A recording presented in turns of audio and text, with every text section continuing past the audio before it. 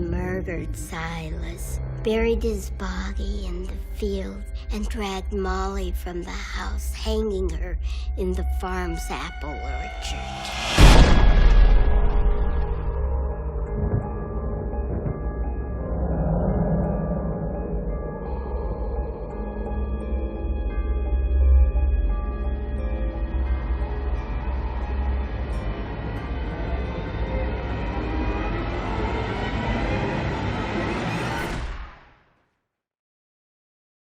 Why, hello there, boils and ghouls. Welcome to another Round the Clock Fright segment.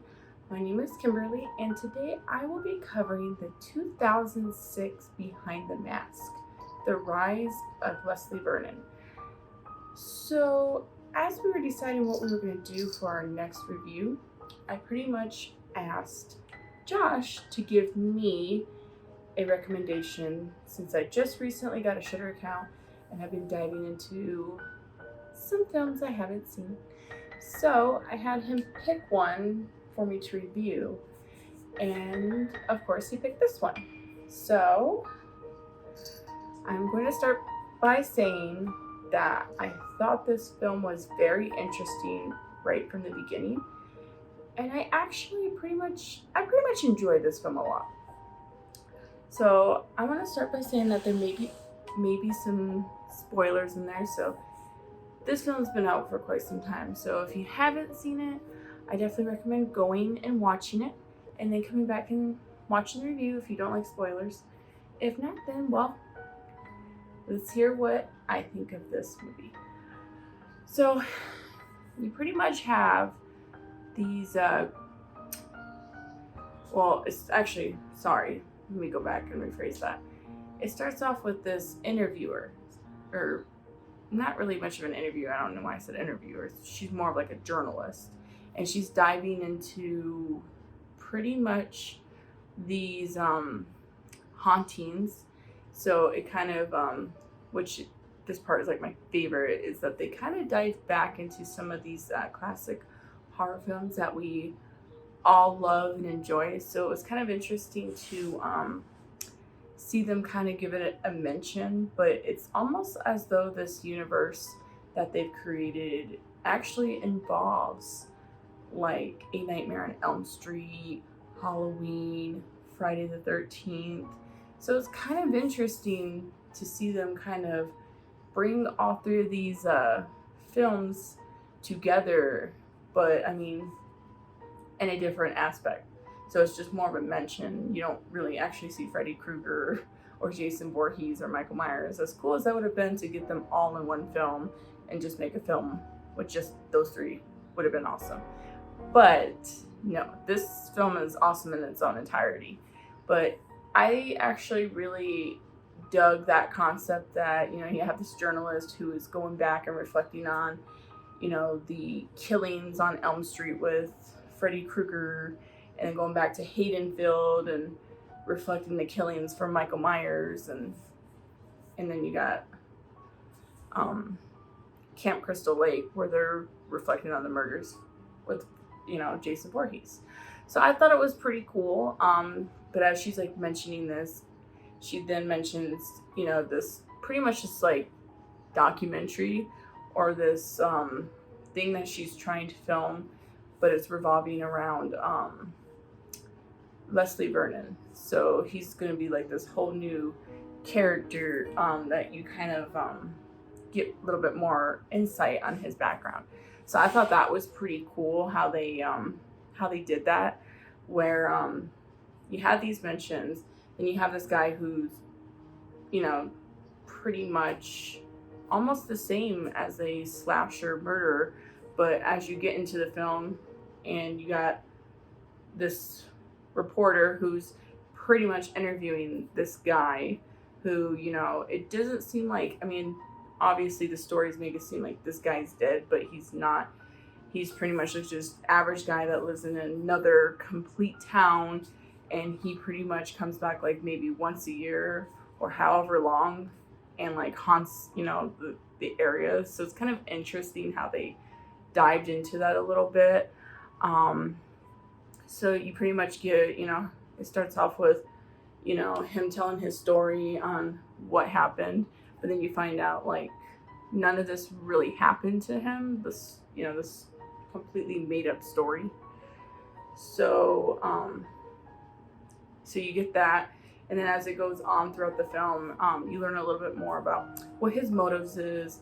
You know, pretty much it breaks down like how he does it. So it's like, you know, you got your average horror film where you have the popular girl, the jock, your average virgin who's gonna be your heroine at the end, the stoners and stuff. So he pretty much breaks it down on how he gets these group of people together, how he builds up this story. Pretty much it's like he's making his own entire story, but how he pretty much builds this story into what you would see every day on TV while watching a horror film. You know, you got the girl who's suspicious on things going around her. She starts finding hidden messages, and then it just leads up to this big finale where you got the group of friends who go to the cabin or goes to the house, and you got the popular girl and the jock having sex, and then they die kind of thing. It was just pretty interesting how, you know, the film is actually revolved around this interviewer who's interviewing the actual, you know, murderer and getting the inside of how he does it. So that's pretty much why I like it. I like that they kind of got creative with that. But then as you learn, you know, towards the end, there's going to be some twists, which I really enjoy, but we'll get to the ending towards the end. But one thing that I really enjoyed the most out of this was the fact that how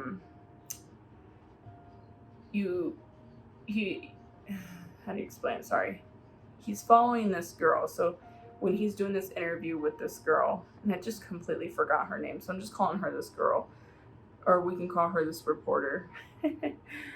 As he's going through the stages, he's already got his next victim that he's following. So he's already got it set to where he's gonna have his next haunting coming up. Pretty much, I call it haunting because things are about to unfold. And so he introduces, you know, this reporter to his next victim, who is this 17-year-old girl who's pretty much your average virgin. So he's already picked out his heroine for his story that he's about to tell. And he pretty much goes into details, you know, like you got your beginning sequence, where you had the girl, the 17-year-old girl. She works in a diner. You know, she comes outside, puts like a brick in front of the door to hold it open as she's taking the trash out for the night. She hears rustling in the bushes, looks over, obviously your average horror film where the brick moves, door shuts, and this girl's just panicking because she's hearing things and she's seeing things. So it was pretty interesting in my opinion. I liked it. I dug it. So he kind of goes on about that, and you know, he's getting this reporter and her two cameramen involved in this. And you know, I'm sitting here in my head, you know, watching this film thinking, at what point does he either murder these people because he's already giving them too much information, and it's just weird that he's already starting off, you know, like what murderer is going to give you information without it being some kind of catch, without like, you know. So my instinct was, is he going to give her the whole story just to enlighten her and then murder her and her cameraman? That was my intake. But the ending completely blown my mind. So again, really good. And we do get a I'm not even going to say a cameo because he's not a cameo. He's actually a pretty vital role from my favorite actor, Robert Englund. Which is ironic because they talk about A Nightmare, or pretty much they talk about Elm Street and Freddy Krueger, and then you got Robert Englund who's playing this guy named Doc. He's supposed to be your good guy, so you have your bad guy, which is Leslie Vernon, and he finds his pretty much the good guy that tries, you know, he's in on everything and he tries to come in to save the heroine kind of deal. So that was exciting. I love seeing Robert Englund in different films besides him playing his classic Freddy Krueger role. But yeah, So, I mean, I definitely really enjoyed it. The special effects and the camera angles, sorry, and camera shots and stuff was pretty. I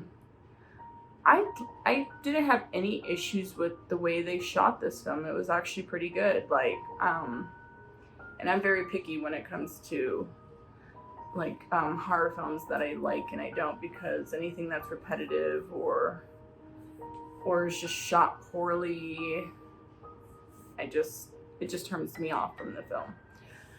But yeah, I'm gonna go ahead and I just want to talk about it already because it's like my favorite part of this like whole movie. But the ending is like the best because he's already got this this reporter already filled in with everything.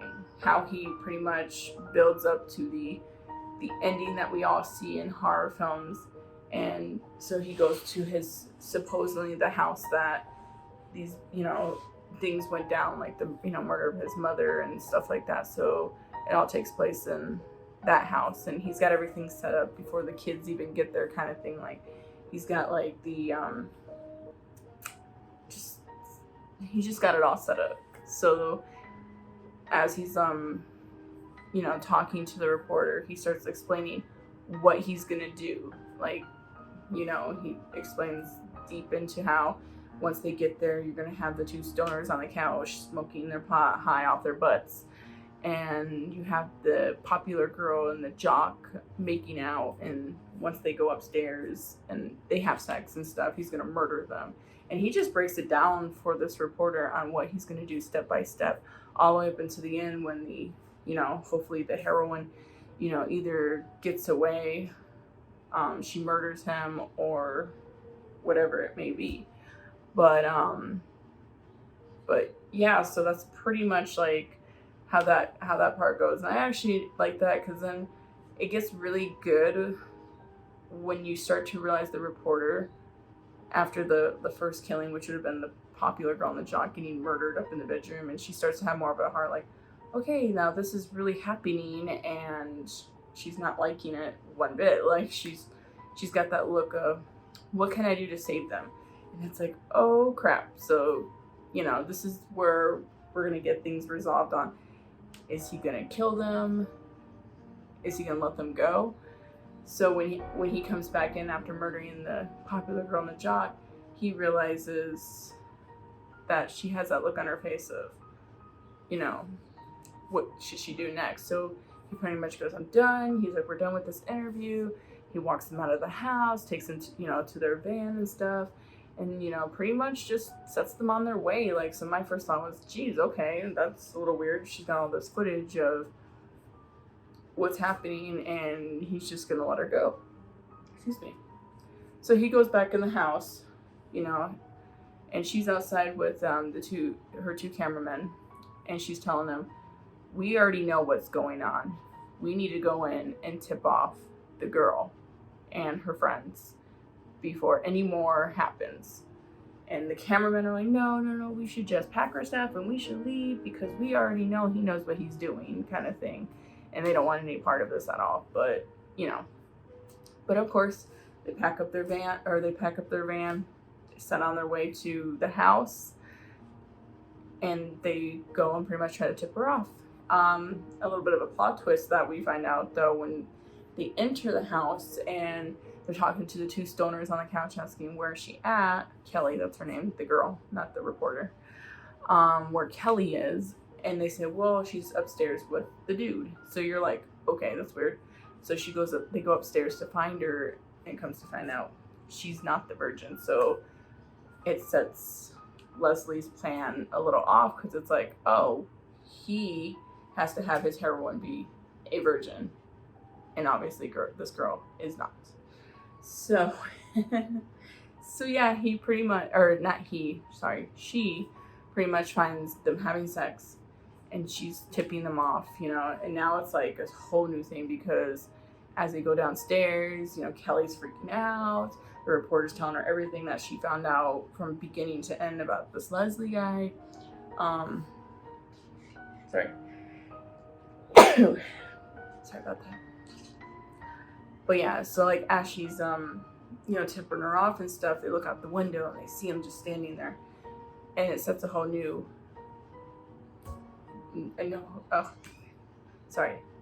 a whole new set, because now he sees the reporter in there, and it throws his whole thing off.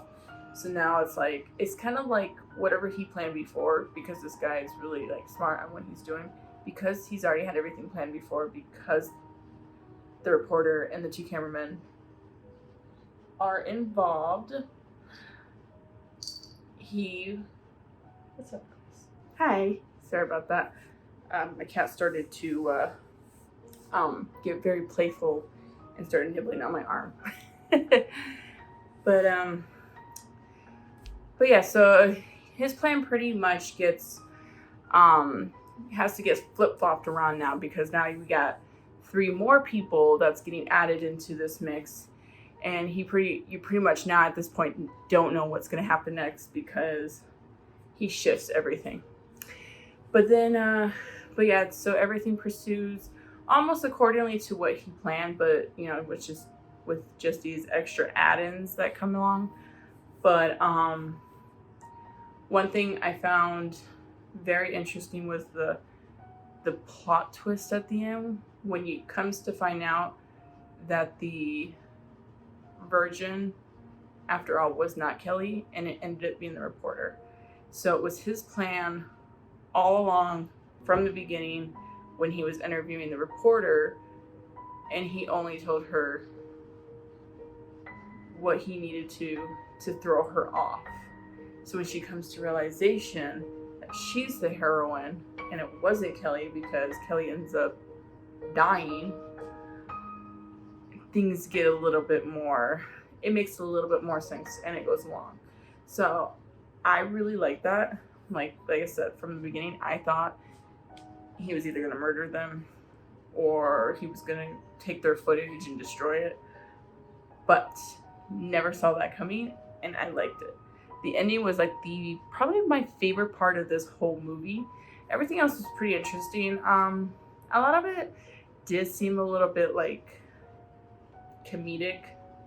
It was like they were trying to make it more funny, and it did have some funny parts, I'm not gonna lie. Like the 2 cameramen at the end was pretty hilarious, especially when they find Kelly upstairs, and they find out that she's not the virgin.